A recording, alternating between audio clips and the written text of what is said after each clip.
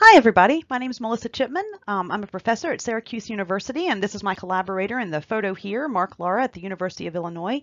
And we're developing educational activities for K through 12 students using drone technology or unmanned aerial vehicle technology to teach science concepts in the classroom.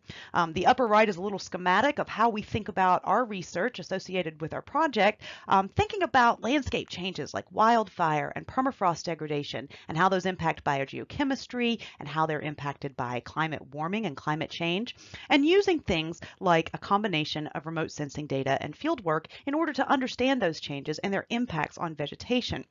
And so we were really excited to be able to contribute some of the types of field techniques that we use as scientists in the field in order to train students on how to observe and understand their landscape.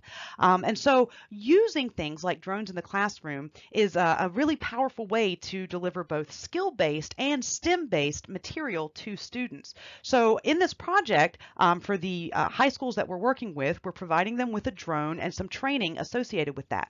And this particular drone that we're using has a camera integrated in it. So just like drones that you can put an iPhone or some sort of camera and fly around and take pictures, this camera does the same thing, except it also takes imagery and gets information in the near infrared part of the electromagnetic spectrum. So you get a little more information about what's going on. And so associated with that, in terms of the skill-based activities, are learning to use the software. How do you pre-program a flight path? When you get the imagery back, how do you project it? How do you stitch images together if you've taken multiple images on the landscape? So there's a skill-based component, but the STEM-based component is really the exciting part, because using this technology, you can do things like hypothesis testing. For example, if you use the imagery to calculate things like the normalized difference vegetation index, right, you might be able to come up with hypotheses about plant health.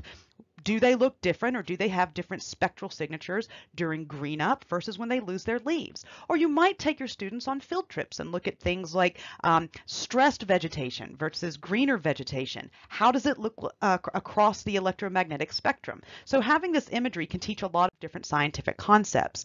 But for me, the most important part about using this type of skill-based and STEM-based learning and field-based activities for collecting data is that the students are doing it in the communities that they live in. So areas that might have experienced fires in the past, or are showing vegetation change, or that experience snow melt and snow thaw.